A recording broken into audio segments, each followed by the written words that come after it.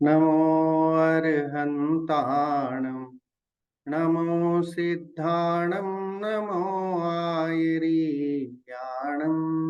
नमो वज्झायाणं नमो लोये सव्वसां मंगलम भगवान वीरो मंगलम गौतमो गणी मंगलम कुंद कुंदात्यो जैन धर्मोस्तु मंगलम सर्वमंगल मांगल्यम सर्वकल्याणकारकम प्रधानम सर्वधर्माणां जैनम जयतु शासनम जैनम जयतु शासनम जैनम जयतु शासनम मंगलमय मंगल करण वीतराग विज्ञान नमो ताहि जाते भई अरहंतादि महान करि मंगल करि हो महा ग्रंथ करन को काज जाते मिले समाज सब पावे निज पद राज पावे निज पद राज हरिहंत सिद्ध सूरी उपाध्याय साधु सर्व अर्थ के प्रकाशी मांगलिक उपकारी हैं तीन को स्वरूप जानी रागते भई जो भक्ति काय को न माए स्तुति को उच्चारी है धन्य धन्य तुम ही से काज सब आज भय कर जोरी बारी बारी वंदना हमारी है मंगल कल्याण सुख ऐसो हम चाहत हैं हो मेरी ऐसी दशा जैसी तुम धारी है हो मेरी ऐसी दशा जैसी तुम धारी है। आज का स्वाध्याय शुरू करने से पहले स्वाध्याय के लाभ जो हैं, हम आखिर स्वाध्याय क्यों करते हैं, तो स्वाध्याय के कुछ अनवांटेड लाभ हमारे सामने यहाँ स्क्रीन पर प्रस्तुत हैं। स्वाध्याय करने से क्रोधादि कषायों की मंदता होती है। अल्प ज्ञान होने पर तीन लोक का ज्ञान हमें होता है और अधिक अधिक ज्ञान होने पर आनंद विशेष होता है। जब हम पढ़ते हैं, हम समझते हैं, तो हमें आनंद आए बिना रहता नहीं है। ये तीन ऑब्जेक्टिव जो हमें हर स्वाध्याय में हमें याद रखने हैं, याद रखना चाहिए। आज का जो हमारा विषय है वो है चारित्र मोह के बारे में जानना। क्या होता है चारित्र मोह? क्योंकि हम पिछली कक्षा में दर्शन मोह के बारे में पढ़ के आए और यहाँ पर चारित्र मोह से होने वाला दुख और उसका कारण, उसका निदान क्या है, उसकी चर्चा भी करेंगे समय की जितनी उपलब्धता रहेगी उसके हिसाब से। और आत्मज्ञान का महत्व जानना, ये हमारा मेन मोटिव है कि स्वाध्याय करके स्व का अध्याय, स्वाध्याय शब्द में ही गर्भित है स्व प्लस अध्याय। स्व मतलब अपना अध्ययन, उसका नाम स्वाध्याय। हम अगर शास्त्र जी पढ़ते हैं तो शास्त्र पढ़ करके भी हम अपनी आत्मा के बारे में जानते हैं। तो इसलिए शास्त्रों में भी किसका वर्णन है, तो कह रहे हैं शास्त्रों में भी सिर्फ और सिर्फ अध्यात्म का वर्णन है, आत्मा का वर्णन है। आत्मा कैसे नर से नारायण बन सकती है, कैसे कर्मों से छूट सकती है, इसका वर्णन हमारे शास्त्र जी में है। इस कारण हमें शास्त्र स्वाध्याय करना चाहिए। अब यहाँ आज चर्चा चलेगी चारित्र मोह से दुख और उससे निवृत्ति। इससे पहले हम जो है टोडरमल जी ने दर्शन मोह से दुख की चर्चा अपन पिछली कक्षा में की थी।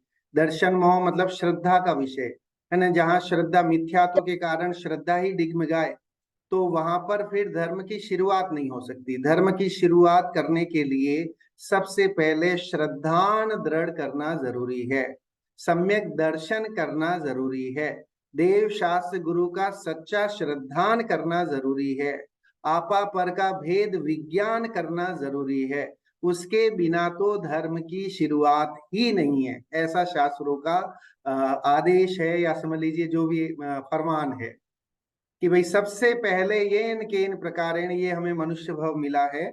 तो इस मनुष्य भव में सबसे पहला काम जैन कुल मिला है, 5 इंद्र की उपलब्धता है ना, दिमाग सही अभी व्यवस्थित है, और किसी तरह की कोई अनुकूलताएं नहीं है ना, प्रतिकूलताएं नहीं है, सब कुछ अनुकूल है, तो डेफिनेटली हमें सबसे पहला काम तत्वों का श्रद्धान, देव शास्त्र गुरु का श्रद्धान, आपा पर का भेद विज्ञान, ये करने लायक कार्य है। मनुष्य भव के सबसे बढ़िया अगर कोई कार्य है तो ये कार्य है। बंगला खरीदना, बैंक बैलेंस बढ़ाना, या अच्छी नौकरी पा लेना, है ना, अच्छे घर में शादी विवाह हो जाना, ये कोई अचीवमेंट्स नहीं है। असली अचीवमेंट ये है कि हमने इस भाव में आकर के श्रद्धान को पक्का कर लिया। और जब श्रद्धान पक्का कर लिया तो उससे फायदा क्या है कि हमारे भाव भवांतर सुधरने वाले। तो इसलिए अभी श्रद्धान अगर हमारा पक्का होता है, सम्यक्त्व की प्राप्ति होती है, तो यही भाव नहीं सुधरेगा, है ना, आगे के भाव भवांतर सारे सुधर जाएंगे। वो होता है ना, उल्टा घड़े पे अगर रखें, उल्टे घड़े पे उल्टा घड़ा ही आएगा, सीधा घड़ा नहीं आ सकता। तो एक बार सम्यक तो होने के बाद के आगे के भाव मजेदार वाले हैं, है ना, सुकून वाले हैं, शांति वाले हैं, आकुलता नहीं रहेगी फिर, और निर्भयता रहेगी, क्योंकि सम्यक दृष्टि जो है वो 7 भयों से रहित होता है। तो निर्भय जैसा जो है वो जीवन काल हमारा रहेगा, सत्समागम मिलेगा। तो ऐसे संयोग बने जिससे कि हमारा भव भवांतर सुधरे। स्वाध्याय हमें इस अभी इमीडिएट तो फायदा दे ही रहा है कि मंद कषाय रूप परिणाम हमारे हो रहे, लेकिन अगर ये बुद्धि में बैठ जाता है, ये बातें अगर हमारे दिमाग में बैठ जाती हैं, तो और सम्यक्त्व की प्राप्ति होती है, तो भव भवांतर जो है वो हमें सुधर जाएंगे। तो इस कारण से जरूरी है। अब यहाँ पर देखिए, दर्शन मोह श्रद्धा का विषय था, चारित्र मोह कषायों से संबंधित है ना। चारित्र मोह, देखो, मोहनी कर्म के उदय से ये 4 तरह की कषाय तो आप जानते हैं, आई थिंक छोटी सी कक्षा में, है ना, बाल बोध की कक्षा में कषाय की परिभाषा सिखाई जाती है। कषाय मतलब जो आत्मा को कसे, दुख दे, है ना, दर्द दे, उसका नाम कषाय। जो आत्मा के लिए अनिष्टकारी है ना, आत्मा के स्वभाव के विपरीत है, इस कारण से उसका नाम कषाय रखा। और वो कषाय 4 तरह की हैं, क्रोध, मान, माया, लोभ, ये आप सबने सुन रखा होगा। जो स्वाध्यायी हैं उन्होंने तो डेफिनेटली 4 कषायों के नाम सुने होंगे, आपने अपने बच्चों को भी पढ़ाया होगा, सिखाया होगा कि 4 तरह की कषाय होती हैं। सो ये 4 कषाय हैं। और श्रद्धान की अपेक्षा से देखें तो 4 और हैं, अनंतानुबंधी, प्रत्याख्यान, अप्रत्याख्यान, वर्णी और संजुलन। तो ये 4 इंटू 4 मिला देते हैं तो 16 कषाय हो जाती है। अनंतानुबंधी, एक अनंतानुबंधी के साथ ये चारों घटेंगे, क्रोध, मान, माया, लोभ। अनंतानुबंधी क्रोध, मान, माया, लोभ, इस तरह से। 16 कषाय होगी। फिर है 9 कषाय भी हैं, जिसकी चर्चा दूसरे अध्याय में आ गई है। 9 कषाय किसे कहते हैं, तो ईशत वहां लिखा है ना। अल्प कषाय, उसका नाम 9 कषाय। तो हास्यादि जो है, हास्य, रति, अरति, शोक, भय, जुगुप्सा, स्त्री वेद, पुरुष वेद और नपुंसक वेद, ये 9 कषाय हैं। 9 + 26 कितने, सॉरी 16 कितने होते हैं, सो 25। सो 25 कषायों का उदय, मतलब चारित्र मोह का उदय। चारित्र मोह के कारण से इन 25 कषायों का सदा काल हमारे उदय चला आ रहा है। क्रोध, मान, माया, लोभ रूप परिणाम जीव के होते रहते हैं। ये द्रव्य कर्म है, क्योंकि मोहनी कर्म की पर्याय है ना। सो मोहनी कर्म में ये 4 कर्म, क्रोध, मान, कषाय, क्रोध, मान, माया, लोभ, ये मोहनी के अवान्तर भेद है एक तरह से। तो इस कारण से ये द्रव्य कर्म है। जीव द्रव्य कर्म करता है ना। द्रव्य कर्म के संयोग से भाव कर्म होते हैं, और भाव कर्म के संयोग से द्रव्य कर्म, ऐसा उसका एक चक्र बना हुआ है। फिर 9 कर्म होते हैं। सो द्रव्य कर्म, 9 कर्म और भाव कर्म।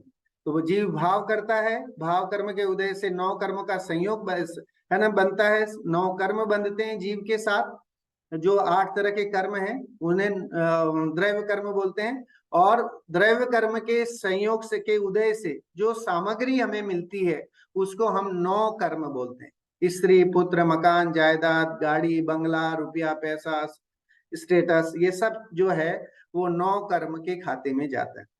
सो इस तरह से 25 कषाय चारित्र मोह का खेल है। अब ये 25 कषाय दुख रूप है कि नहीं, इसकी परिभाषा में ही दुख भरा पड़ा है।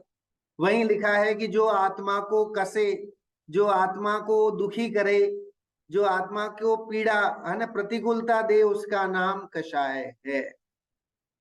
तो अब हम तो कितनी कषाय करते हैं, क्रोध करते हैं, मान करते हैं, माया करते हैं, है ना, लोभ करते हैं, और नौ नौ कषाय भी करते हैं। और फिर सोचो अब कि इतनी कषाय करने पर कितना मोह इकट्ठा होता होगा, और उस मोह का जब उदय होगा तो कह रहे हाय राम मैं मर गया, है ना। अब मैंने तो कभी कुछ ऐसा किया नहीं, लेकिन ये सब तो हम कर रहे हैं, प्रति समय चल रहा है।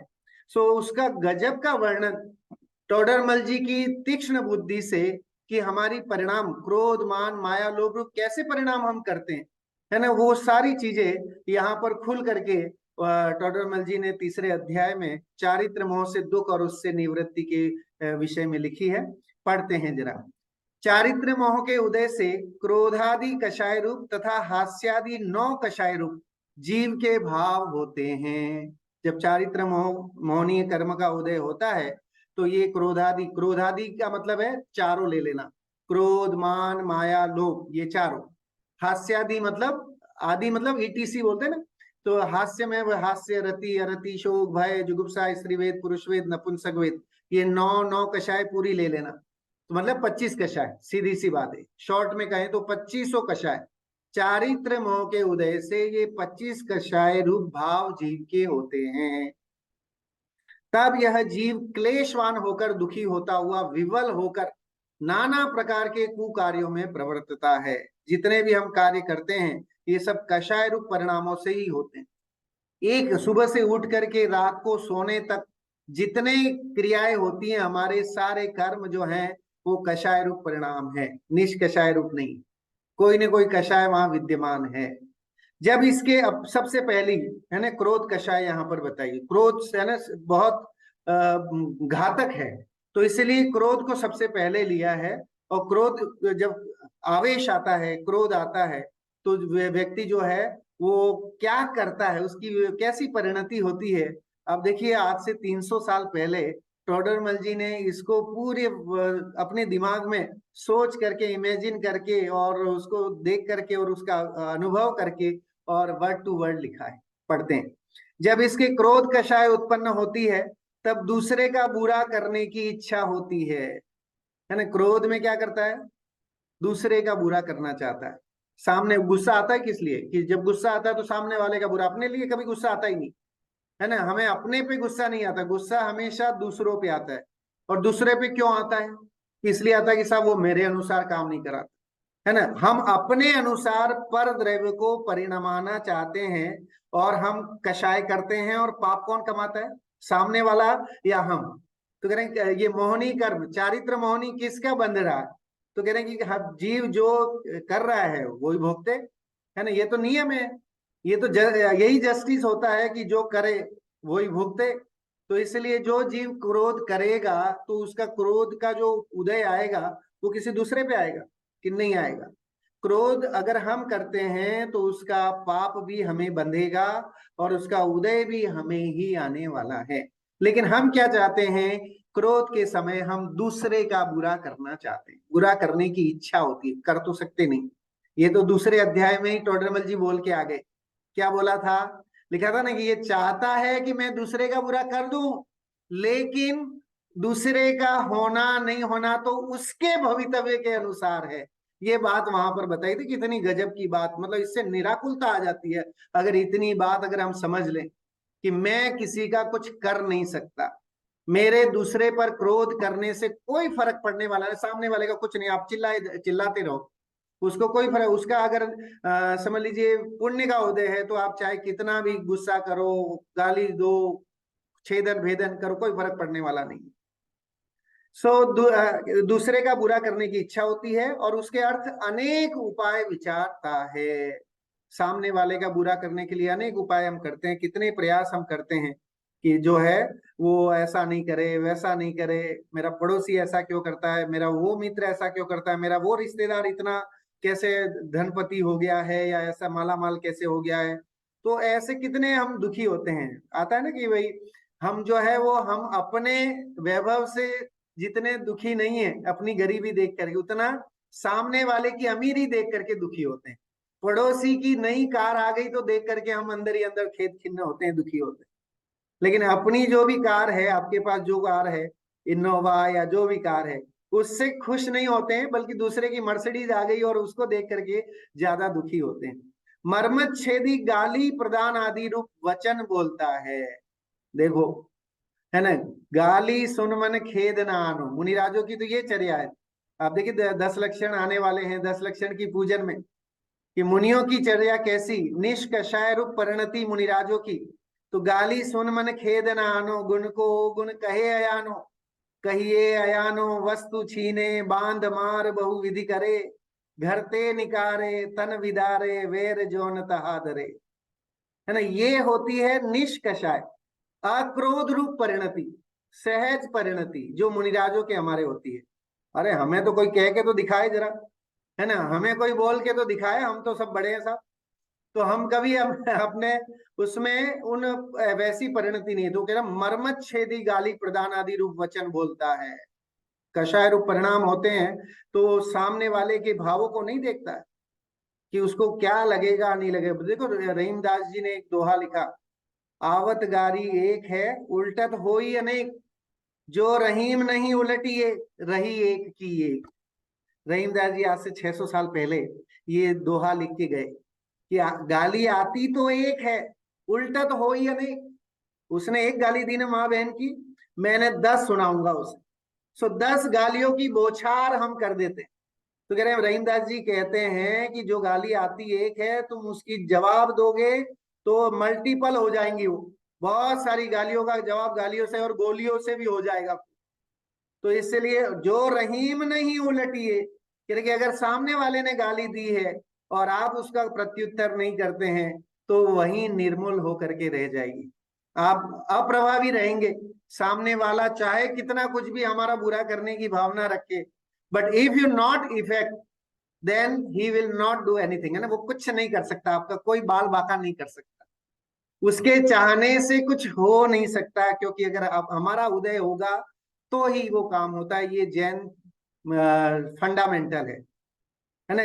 कार्य हमारे उदय, हमारे उपादान की योग्यता से होता है, न कि पर द्रव्य के उपादान की योग्यता। वो पर द्रव्य अपने उपादान की योग्यता से परिणमित होगा, उसने गुस्सा किया है, उसके परिणाम थे वैसे, लेकिन उसके अनुसार हो जाए ये कोई गारंटी नहीं है। सो अपने अंगों से तथा शस्त्र पाषाण आदि से घात करता है ना। क्रोध में उसको तो कुछ होश ही नहीं रहता, तो या तो शस्त्र से, रिवॉल्वर से, गोली से, है ना, पत्थरों से कैसे भी घात कर देता है। स्वयं का भी घात करता है, सामने वाला का भी करता है। इसलिए देखिए जैन धर्म में आत्मघात को सबसे बड़ा घात का, कल मैं वो क्रिया कोश पढ़ रहा था, तो क्रिया कोश में लिखा है आत्मघाती जिसने, जिसके घर में सुसाइड किया है, वो पूजन करने के लायक भी नहीं है वो परिवार। मतलब जिस घर में आत्मघाती है, उसके यहाँ सूतक, सदाकाल सूतक रहता है। तो ऐसा शास्त्रों में बताया गया है। तो हमें इसलिए यहाँ की वे स्वयं का भी घात करता है, आत्मघाती तो महा निश्चित ही नरक में जाने वाला कार्य है, तो वो तो कभी हमारे आना ही नहीं चाहिए जहन में। लेकिन दूसरे का भी बुरा करने की भावना जैन धर्म कहता है कि अंतर में नहीं होनी चाहिए, क्योंकि जब तक कषाय रूप परिणाम नष्ट नहीं होंगे, अनंतानुबंधी जाएगी नहीं, धर्म की शुरुआत नहीं हो सकती। क्योंकि अनंतानुबंधी क्रोध, मान, माया, लोभ, ये 4 कषायों के अभाव से सम्यक्त्व की प्राप्ति संभव है। तो इसलिए सबसे पहले अनंतानुबंधी क्रोध, मान, माया, लोभ आदि का क्षय करने का पुरुषार्थ करना है, शांति से, कोई हड़ाबड़ी वाला काम नहीं है। शांति से समझ करके कि मुझे ये कार्य करना है, और इस कार्य को करने से जो है वो मुझे धर्म की शुरुआत, धर्म की प्राप्ति होगी, तो मुझे करना है, क्योंकि मेरे भव भवांतर आगे सुधरने वाले। और इससे ही धर्म की प्राप्ति होती है, इससे ही मुक्ति की प्राप्ति होती है। जब ये दृढ़ प्रतीति, दृढ़ श्रद्धा होती है, तो दूसरों को कराने की भावना भी अंतर में आती है कि ये चीज अच्छा है, ये मार्ग बहुत अच्छा है, भाई तू भी सुन, तू भी इसको अंगीकार कर, ये अंतर में भावना थी। अनेक कष्ट सहन कर तथा धनादि खर्च करके, वह मरण आदि द्वारा अपना भी बुरा करके अन्य का बुरा करने का उद्यम करता है। दूसरे का शत्रु का बुरा करने के लिए क्या क्या नहीं करते हैं, सुपारी देते हैं लोग, है ना। सुपारी देते हैं मतलब उसको मारने के लिए कुछ न कुछ पेमेंट वगैरह दे करके और मरवाना चाहता है। खुद है ना धन खर्च करता है, अनेक कष्ट सहन करता है, रात को जागरण करना पड़े तो करता है। तो उसको पता है कि ऐसा काम करने के बाद अगर पुलिस ने कहीं देख लिया, कुछ हुआ तो मेरा भी मरण निश्चित है, सामने वाला जो शत्रु है वो मुझे भी गोली मार सकता है, ये निश्चित है। लेकिन फिर भी इन सब चीजों को दरकिनार करके और ये सब कार्य करते हैं, हम ही करते हैं, कोई दूसरा नहीं। अथवा औरों से बुरा होना जाने तो औरों से बुरा कराता है, और ऐसा लगता है कि उसका कोई बुरा होने वाला है तो उस दूसरों से जो है उसको मरवा देता है, और ऐसे अनेक काम जो है वो करता है। स्वयं ही उसका बुरा होता हो तो अनुमोदन करता है। और आपका कोई शत्रु है, उसका अपने आप कोई घाटा हो गया, एक्सीडेंट हो गया, तो हम क्या कहते हैं, अच्छा हुआ, है ना, उसका तो ऐसा ही होना था, तो अनुमोदना भी करते। उसका बुरा होने से अपना कुछ भी प्रयोजन सिद्ध न हो तथा भी उसका बुरा करता है। कह रहे कि सामने वाले का बुरा करने से कोई प्रयोजन नहीं, लेकिन फिर भी कई बार जो है वो बुरा करने की भावना रखता है। तथा क्रोध होने पर कोई पूज्य या इष्ट जन भी बीच में आए तो उन्हें भी बुरा कहता है। कई बार गुस्से में तो किसी को हम देखते नहीं। वो सलमान खान का एक स्टेटमेंट आता है मूवी में, है ना, एक बार कमिटमेंट कर दी तो कर दी, उसके बाद तो मैं किसी की नहीं सुनता। तो ऐसे ही जब क्रोध आता है तो साहब एक बार क्रोध आ गया तो आ गया, फिर मैं किसी की नहीं सुनता, माई बाप भी चाहे कोई आ जाए। लेकिन ना पूज्य कोई अच्छा अच्छा पूजनीय व्यक्ति भी बीच में लड़ाई झगड़े में आ जाए, या आपका कोई परिवार वाला ही आ जाए, पिता आ जाए, दादा आ जाए, है ना, तो आप उसको दरकिनार करके और उनको भी कुछ गाली गलौज करके कुछ बोल करके और उनको भी बुरा कहने लग जाते हैं, मारने लग जाता है। कुछ विचार नहीं रहता कब, क्रोध आने पर। तथा अन्य का बुरा न हो तो अपने अंतरंग में आप ही बहुत संतापवान होता है। कह रहे कि बहुत गुस्सा करने के बाद भी सामने वाला तो कुछ फर्क ही नहीं पड़ा, तो अंदर ही अंदर बहुत दुखी होता है कि मैंने इतना गुस्सा किया, लेकिन सामने वाले, है ना, बेटे को सुधारने के लिए माँ बाप कितना प्रयास करते हैं, बहुत चिल्लाते हैं, बहुत बोलते हैं, लेकिन वो सामने वाले को कोई फर्क ही नहीं पड़ता है। वो चिकना घड़ा बना हुआ है, आप चाहे कितना भी लेक्चर सुनाओ, उसको कोई फर्क पड़ने वाला नहीं है। उसे रात्रि भोजन करना है तो करेगा, उसे कहीं जाना है तो जाएगा, उसे अपने हिसाब से जैसा करना है करेगा। तो कहने कि वहां खेद संतापमान होता है। तो क्रोध की अवस्था की ये बता रहे हैं, जब क्रोध होता है तो कैसी कैसी अवस्थाएं हमारी होती हैं, और अपने ही अंगों का घात करता है। कई बार गुस्से में आवेश में आकर के आपने देखे होंगे कितने आत्मघात, है ना, लोग जो है प्रेम के चक्कर में ब्लेड से अपनी नसें काट देते हैं, सेल्फास की गोली खा लेते हैं, और न जाने कितने कितने घटनाएं जो है वो जगत में अखबारों में सुनने को देखने को मिल जाती हैं। तथा विषादी से मर जाता है, लो लिख भी दिया उन्होंने, जहर खा करके मर भी जाता है क्रोध के आवेश में, जब सामने वाले पर वो अपना प्रभाव नहीं बना पाता है, जब नहीं चलती है। ऐसी अवस्था क्रोध होने से होती है। विचार करना, क्या हमारा जब हमें क्रोध आता है तो यही यही सब होते हैं?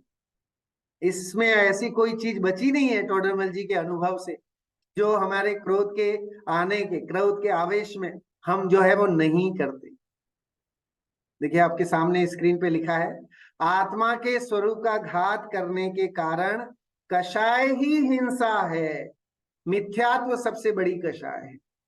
दर्शन मोह में मिथ्यात्व को छोड़ना है, चारित्र मोह में कषायों को छोड़ना है ना। चारित्र मोह का स्वाध्याय करके उसके अध्ययन के माध्यम से हमें कषायों का त्याग करना है।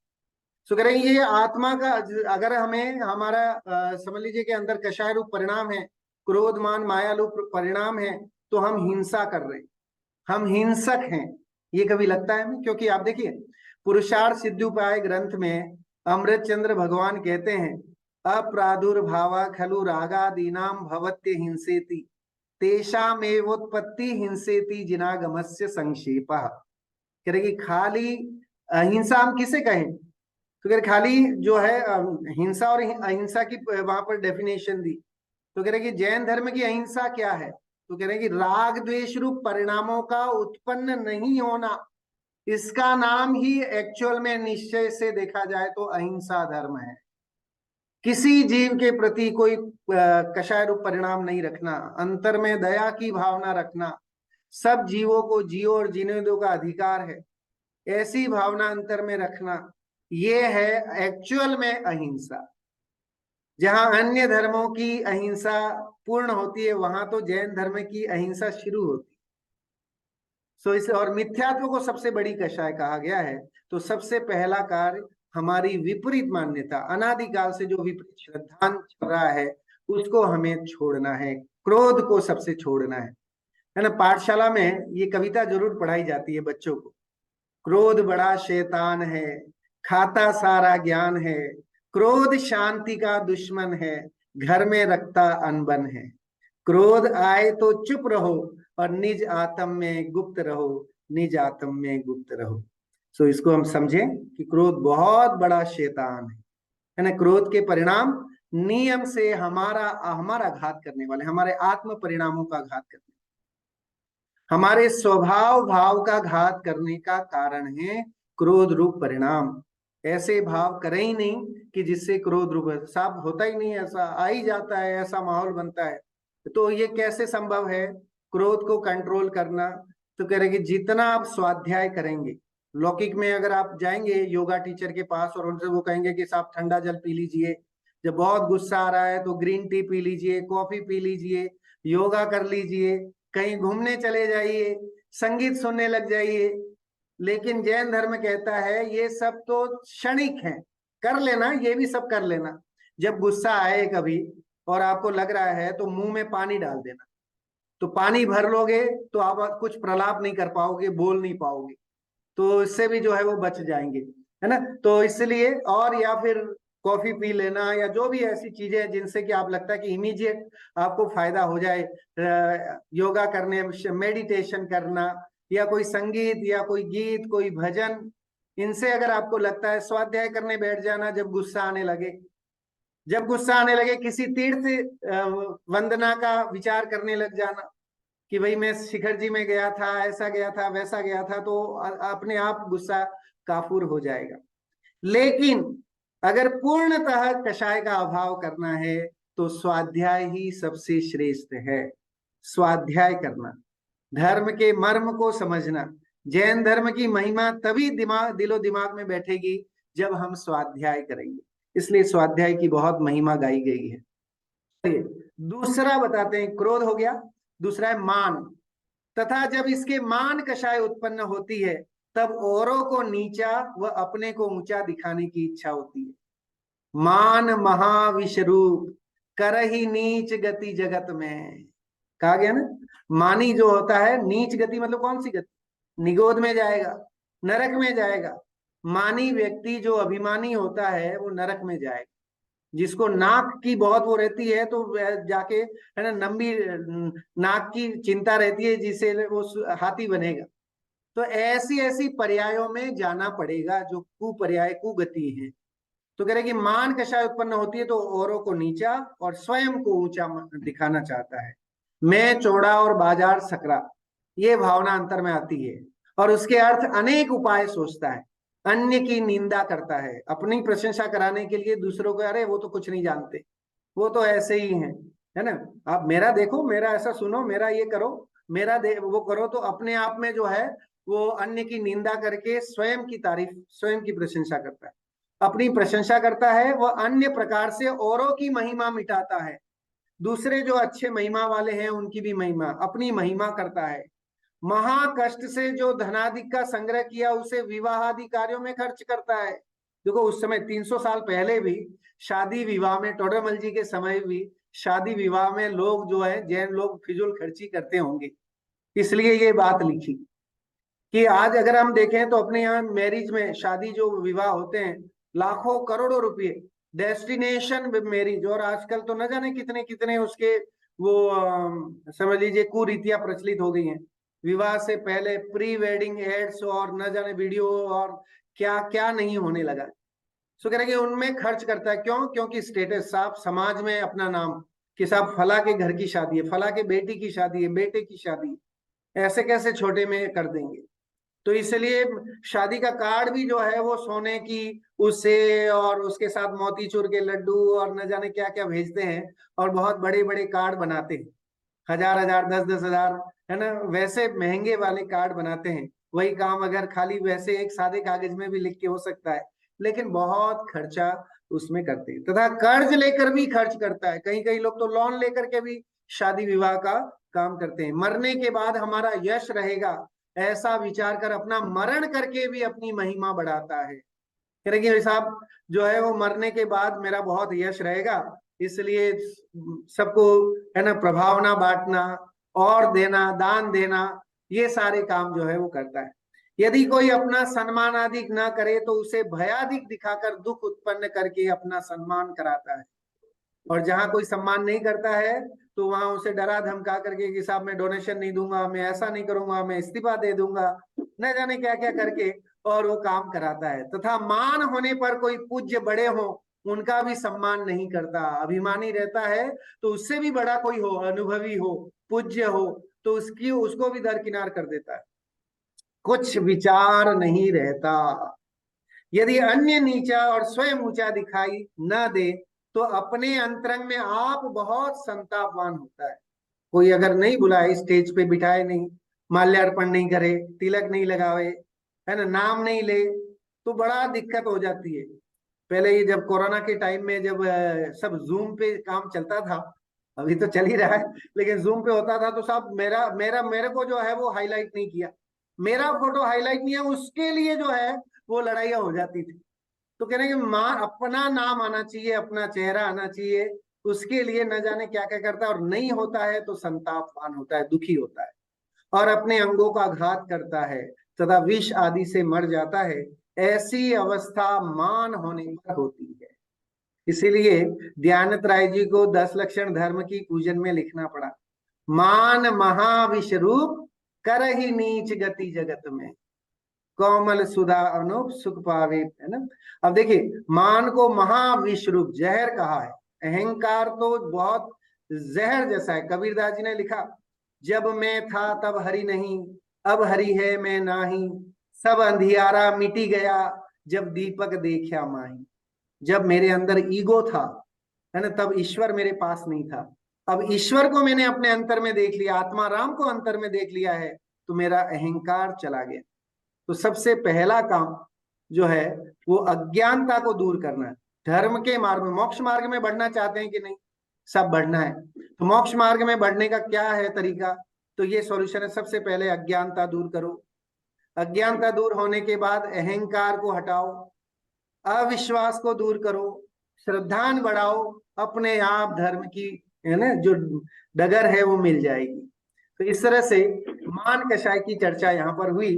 अब तीसरी है माया कषाय, क्रोध मान माया, तीसरी कषाय कौन सी है, माया। तथा जब इसके माया कषाय उत्पन्न होती है, तब छल द्वारा कार्य सिद्ध करने की इच्छा होती है।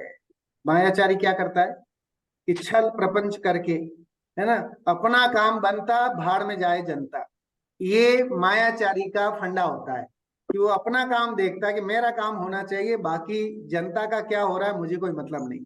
उसके अर्थ अनेक उपाय सोचता है, नाना प्रकार कपट के वचन कहता है, शरीर की कपट रूप अवस्था करता है, बाह्य वस्तु को अन्यथा बतलाता है, तथा जिसने अपना मरण जाने ऐसे भी छल करता है। कई ऐसी चीजें करता है जिसमें उसको लग रहा है कि अगर ये सीक्रेट या जो भी ये छल पता पड़ गया तो डेफिनेटली मेरी मौत निश्चित है, लेकिन फिर भी उसको नहीं गिनता है और छल प्रपंच और मायाचारी करता है। तत्वार सूत्र में भगवान उमा स्वामी कहते हैं, माया तिर्यक योन्यस्य, मायाचारी तिर्यंच गति का कारण है। आज से 2000 साल पहले भगवान उमा स्वामी ये लिख के गए तत्वार सूत्र में, छोटा सा ग्रंथ, 4-5 पेज का ग्रंथ, जो कि जैन धर्म का सिरमौर ग्रंथ, पूरा जैन दर्शन उसमें समाहित, उसमें उन्होंने ये बात लिखी, बहु आरंभ परिग्रह से नरकस्य आयुष, बहुत आरंभ और परिग्रह की भावना रखेगा तो नरक में जाएगा, मायाचारी करेगा तो तिर्यंच में जाएगा। है ना। तो इसलिए, और मान करेगा तो नीच गति तो है ही, निगोद आदि खुले हैं दरवाजे, कहते चाहे थावर तन धरे, यो परिवर्तन पूरे करे, है ना। अगर ये क्रोध मान माया रूप परिणाम रहेंगे, आप सोचो लौकिक में भी क्रोध किसको अच्छा लगता है, आप घर में अपना खुद ही सोचें। जब आप गुस्सा कर रहे हैं तो आपकी बीवी को अच्छा लगता है, आपके पुत्र को अच्छा लगता है, आपके पापा मम्मी, किसको क्रोध करना अच्छा लगता है? किसी को नहीं लगता। तो घर में भी आपके लौकिक में भी क्रोध कोई पसंद नहीं करता है, तो मोक्ष मार्ग में क्रोध कैसे अच्छा हो सकता है? ये कषाय रूप परिणाम कैसे अच्छे हो सकते हैं? ये तो विभाव है, इसको विभाव कहा है ना। स्वभाव क्या है? दो चीजें हैं, स्वभाव और विभाव। स्वभाव मतलब अपना भाव, अपने परिणाम। विभाव मतलब जो अपने तो है नहीं, दूसरे हैं, है ना, उसका नाम विभाव। कषाय रूप परिणाम कैसे हैं? आत्मा के नहीं, आत्मा का स्वभाव नहीं है कषाय। आत्मा का स्वभाव क्या बताया? उपयोगो लक्षणम, तत्वार्थ सूत्र का सूत्र, कि आत्मा का स्वभाव जानना और देखना, ये स्वभाव, ये नेचर है आत्मा का। लेकिन हमने क्रोध करना आत्मा का स्वभाव माना है, मान माया लोभ, है ना, हास्य रति अरति, ये 25 कषाय रूप आत्मा को मान रखा है अनादिकाल से। ये सबसे बड़ी अज्ञानता है, और उस अज्ञानता को तोड़ना ही स्वाध्याय का उद्देश्य है ना। आज की कक्षा का या आज के इस स्वाध्याय का उद्देश्य यही है कि हमारी अज्ञानता टूटे। सबसे पहले हमें ये समझ में आए कि हम कितने अज्ञानी हैं, कि हम क्रोध मान माया रूप ये चारित्र मोह के उदय से होने वाले इन परिणामों को, और उनमें ही मस्त हैं, उन्हें ही अपना मान के बैठे हुए। तथा वचन कहता है शरीर की कपट रूप अवस्था करता है, बाह्य वस्तु को अन्यथा बतलाता है, तथा जिनमें अपना मरण जाने ऐसे भी छल करता है। कपट प्रकट होने पर स्वयं का बहुत बुरा हो, मरणाधिक हो, उनको भी नहीं गिनता है। मौत की उस पे भी जो है वो कपट करना नहीं छोड़ता। तथा माया होने पर किसी पूज्य व इष्ट का भी संबंध बने तो उनसे भी छल कर लेता है। कोई सज्जन व्यक्ति हो, कोई इष्ट व्यक्ति हो, कोई अच्छा पूज्य व्यक्ति हो, उनके साथ भी मायाचारी करने से नहीं छोड़ता। कुछ विचार नहीं रहता। यदि छल द्वारा कार्य सिद्धि न हो तो स्वयं बहुत संतापवान होता है, अपने अंगों का घात करता है तथा विष आदि से मर जाता है। ऐसी अवस्था मायाचारी, माया कषाय होने पर होती है। तो ये सब परिणाम किसके हैं? ये सब विभाव रूप परिणाम हमारे ही हैं। हमें ही इस पर काम करना है ना। हम काम करेंगे तब जाके होगा कि हाँ, क्रोध मान माया रूप परिणाम हमारे कैसे हैं। तो इनको हमें विचार करना चाहिए। देखिए, मायाचारी मुखोटा लगा के रखता है ना। उसका मुंह में राम बगल में छुरी, एक आता है ना मुहावरा, कि मुंह में राम और बगल में छुरी वाला काम रहता है उसका, है ना। हाथी के दांत दिखाने के और खाने के और वाला काम। तो ऐसा मायाचारी की परिणति होती है। और जब मायाचार खुलता है तो अंतर ही अंतर में बहुत टेंशन रहती है, डर रहती है कि कहीं भेद खुल नहीं जाए। ये जितने बड़े बड़े लीडर्स होते हैं, पार्टियों के नेता होते हैं, तो अंदर बड़े भयभीत होते हैं। हमें लगता है बाहर से कि है ना, गाड़ियां चल रही हैं, ऑफिसर्स चल रहे हैं, उनके साथ इतने बड़े लोग हैं, सब है, तामझाम है, इतना कुनबा देख करके हमें तो ऐसा लगता है कि अरे वाह, ये इसके जैसा कोई सुखी नहीं होगा। लेकिन वे अंदर में इतने भयाकुल रहते हैं हर समय, कि कोई कैमरे में मेरी कोई बात को कोट नहीं कर ले, कोई मेरी सीक्रेट को कोई खोल नहीं ले, मेरे घोटाले को कोई बता नहीं दे, जग जाहिर नहीं कर दे। तो अंदर ही अंदर अपनी मायाचारी को दबा के रखते हैं, है ना। किसी दूसरे पार्टी का कोई काम अच्छा हो रहा तो नहीं बताते संसद में जाकर। अपोजिशन पार्टी अगर कोई अच्छा काम भी कर रही हो और उसकी कोई अच्छी बात भी हो तो उसका भी बायकाट करते, विरोध करते। तो ऐसी गति देखने मायाचारी तिर्यंश गति का कारण है। अब चौथी कषाय है, तथा जब इसके लोभ कषाय, लोभ पाप को बाप बखानो, आता है ना, कि भाई लोभ 10 लक्षण पूजन में लोभ को पाप का बाप कहा गया है। सब पापों में सबसे बड़ा लोभ पाप है, ग्रीडीनेस। और वो ग्रीडीनेस नहीं छूटता साहब।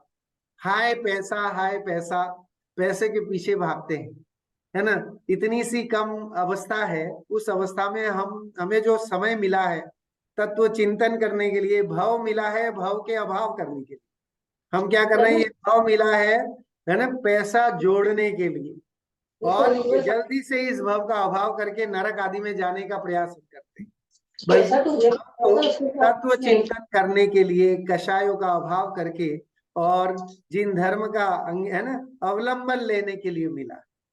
कम समय, बहुत कम, मनुष्य जन्म कैसा है, दुर्लभ है और बहुत कम है, ये आयु अल्प आयु, इसका विशेषण मनुष्य आयु को अल्पायु कहते। अल्पायु मतलब है ना, ऐसे निकल जाएगा, पानी के बुलबुले की तरह बताया गया। पानी केरा बुलबुला मानस की जात, देखत ही छिप जाएगा जो तारा पर भा। मनुष्य का जीवन पानी के बुलबुले के समान, और उस पानी के बुलबुले में कब किसकी मृत्यु हो जाए, अच्छा खासा हट्टा कट्टा व्यक्ति भी मृत्यु मरण को प्राप्त होता है। और कई ऐसे व्यक्ति हैं जो बहुत बुजुर्ग हो गए हैं, लेकिन फिर भी दवाइयों के बल से, वेंटिलेशन और उसके बल से जो है वो जीते हैं, क्योंकि आयु शेष है ना। नीचे आयु क्षय से मरण हो, यह बात जिनवर ने कही, तुम मार कैसे सकोगे जब आयु दे हर सकते नहीं, है ना। कुंद कुंद भगवान ने समय सारजी ग्रंथ में ये बात है। तथा जब इसके लोभ कषाय उत्पन्न हो, तब इष्ट पदार्थ के लाभ की इच्छा होने से उसके अर्थ अनेक उपाय सोचता है। जो लोभी होता है वो क्या करता है, सब कुछ करता है। देखो टोडरमल जी से कुछ नहीं बचा है, उन्होंने सारा कच्चा चिट्ठा हमारा खोल दिया है। हम इन चार कषायों में क्या क्या नहीं करते, और हमारी इन फ्यूचर भी क्या होना है इन कषायों को करने से, वो भी लिखा है। संतापवान होता है, आत्मघात करता है, मर जाता है, ये सब कार्य, ये रिजल्ट है इसका, ये फल है। कषायों का फल क्या है, आत्मघात। कषायों का फल क्या है कि सब टेंशन। कषायों का फल क्या है कि इसी भव में है जल्दी शीघ्र मरण, पाप का उदय शीघ्र आएगा, सारे पुण्य संक्रमित होकर के और पाप में कन्वर्ट हो जाएगा अगर कषाय रूप परिणाम अंतर में है। तो आप देखिए, इसलिए ये इच्छा होने पर उसके अर्थ अनेक उपाय सोचता है, उसके साधन रूप वचन बोलता है, शरीर की अनेक चेष्टा करता है, बहुत कष्ट सहता है, ठीक है, सेवा करता है, विदेश गमन करता है। लोग के लिए ही करते हैं, हम सब जितने लोग बाहर हैं इंडिया से, वो सब अपने लालच से, लोभ से कि कुछ ज्यादा अर्निंग कर लेंगे, इस भावना से जो है वो विदेश गमन करते हैं, जिसमें मरण होना जाने वह कार्य भी करता है। कई ऐसे काम आपने देखे हुए स्टंटमेंट होते हैं, जो बिल्डिंग के ऊपर से बाइक चला करके जंप कर देते हैं, आग लगा लेते हैं शरीर पर। और एक मौत का कुआं होता है, अगर आपने कभी देखा हो तो, मौत के कुएं में बाइक चलाना, मौत के कुएं में वो कार चलाना, ऐसे ऐसे काम करते हैं जिसमें डेफिनेटली खतरे हैं। सर्कस में जितने भी वो स्टेटमेंट होते हैं, वो झूले से एक झूले से दूसरे झूले में कूदने का, अगर थोड़ा सा भी गैप हो जाए, दूसरे व्यक्ति ने पकड़ने में कहीं गड़बड़ कर दी तो सीधा नीचे जाए। तो ऐसे ऐसे कार्य भी करते हैं जहां जान का खतरा होता है। क्यों? क्योंकि लालच है, ग्रीडीनेस है, बहुत कमाने की भावना। लेकिन जैन धर्म में बताया कि पैसा या ये जो भी सामग्री है, नौकर्म का संयोग है, वे हमारे उदय से आता है, कर्मों के उदय से।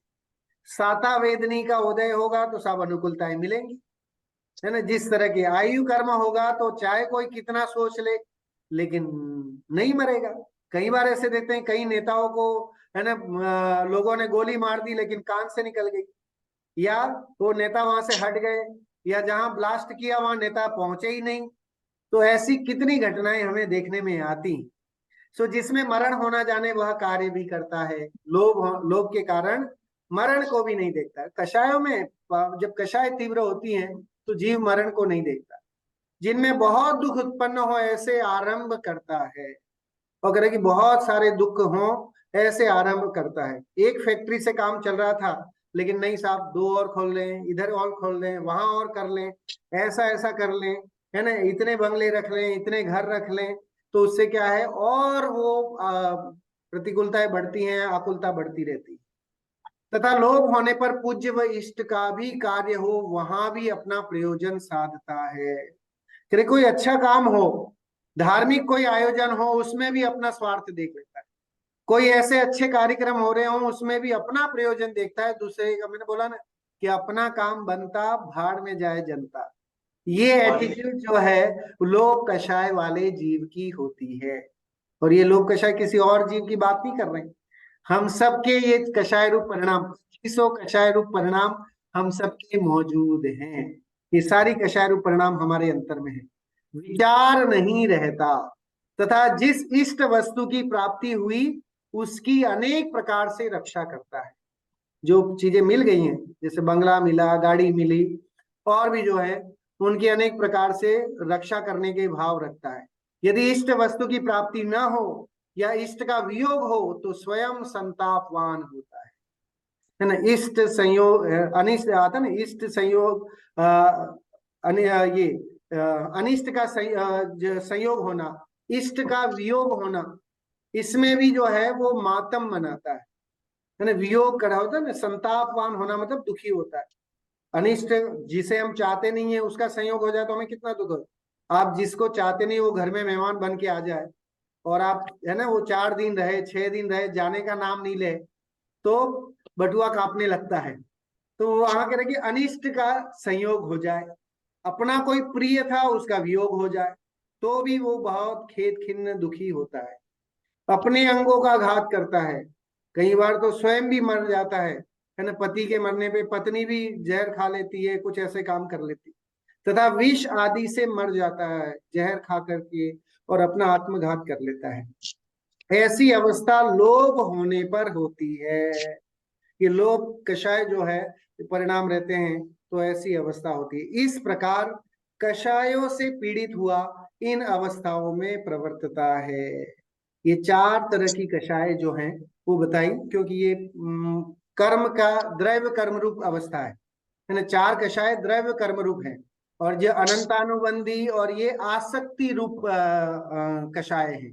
इन्हें आसक्ति रूप कहा गया है ना। अनंतानुबंधी, प्रत्याख्यान, अप्रत्याख्यान, वर्णी और संजुलन, ये आसक्ति, जितनी जितनी आसक्ति है उसी हिसाब से वो कषाय। अनंतानुबंधी मतलब विषय के प्रति बहुत आसक्ति, प्रत्याख्यान कम, थोड़े अप्रत्याख्यान और कम, संजुलन में बहुत कम लेकिन रहती है परिणाम। मुनिराज हमारे जो छठे गुणस्थान वृत्ति मुनिराज होते हैं वो 3 कषाय चौकड़ी का अभाव करके और मुनि अवस्था को अंगीकार करते हैं। वहां अनंतानुबंधी, प्रत्याख्यान, अप्रत्याख्यानावरण, क्रोध, मान, माया, लोभ, ये कषायों का वहां पर उनके अभाव है। संज्वलन क्रोध, मान, माया, लोभ का रहता है, उसको रस, जली हुई रस्सी की तरह बताया। बहुत कम कषाय वहां मौजूद रहती, इसलिए मुनिराजों की जो चर्या है उसे बोले ना काहू से दोस्ती ना काहू से है। आपने देखा मुनियों का जो पुराणों में हम चर्चाएं पढ़ते हैं, मुनियों की चर्चा के बारे में जब छड़ाला में दौलत राम जी ने लिखा, तिन शिथिर मुद्रा देखी मृगगण उपल खाज खुजावते। मुनियों की ध्यानस्थ अवस्था को देख करके जंगल के पशु, हिरण आदि जो है उनकी पीठ पर जो है अपनी खाज को खुजाते। उन्हें वहां किसी तरह का कोई संताप नहीं, क्योंकि कषाय नहीं। कषाय जितनी जितनी अंशों में कषायों का अभाव होता है उतना उतना जीव धर्म के सन्मुख मोक्ष मार्ग की ओर बढ़ता है। और जितनी जितनी कषाय मौजूद रहती है, जखीरा खड़ा है तो उतना ही गर्त में जाता है ना। आशा गर्ता प्रति प्राणी कहा गया रत्नकरण शावकाचार्य कि ये आशा, इच्छाओं का गड्ढा बहुत बड़ा है, ऐसा रत्नकरण शावकाचार्य जी ग्रंथ में लिखा है। आशाओं का गड्ढा कितना है कि साहब बहुत बड़ा है, और ये इच्छाएं जितनी है ये क्या करती हैं, ऊपर नहीं ले जाती। कषाय कभी भी जीव को ऊपर नहीं ले जा सकती। निष्कषाय रूप परिणाम, जीव जब अपने स्वभाव का अंगीकार करता है तो ऊर्ध्वगमनत्व को प्राप्त करता है। जीव जब कषाय रूप परिणाम रखता है तो संसरणम, संसार में परिभ्रमण करता है, नरक निगोद आदि नीच गतियों में ही जाता है। ये सब हम यहाँ पर पढ़ा। लोभ को पाप का बाप कहा गया है, लोभ पाप को बाप बखानो, है ना। पैसे के चक्कर में, हम लालच के चक्कर में हम हाय पैसा करते हैं, तो पैसे को इकट्ठा करने के लिए, परिग्रह को जोड़ने के लिए, है ना, जो हमारे भगवान महावीर अपरिग्रह का जिन्होंने डंका बजाया, उनके ही हम दासानुदास परिग्रह को इकट्ठा करने में धर्म माने बैठे। सो ये सबसे बड़ी अज्ञानता है, इस अज्ञानता को दूर करना है, और ये अज्ञानता दूर हुए बिना धर्म की शुरुआत इम्पॉसिबल। हम सब इन कषाय रूप परिणामों का त्याग करें, निष्कषाय रूप अपने आत्म स्वभाव को अंगीकार करें, उसका रसास्वादन लें और शीघ्र ही सिद्धालय में विराजमान हो। इस मंगल भावना के साथ आज की बात को यहीं विराम करते हैं। 9 कषाय की चर्चा जो है वो अगली कक्षा में अपन इसको लेंगे, उसके आगे फिर विषय को बढ़ाएंगे। अभी जिनवाणी स्तुति के लिए सभी लोग खड़े हो जाएंगे। जिनवाणी स्तुति।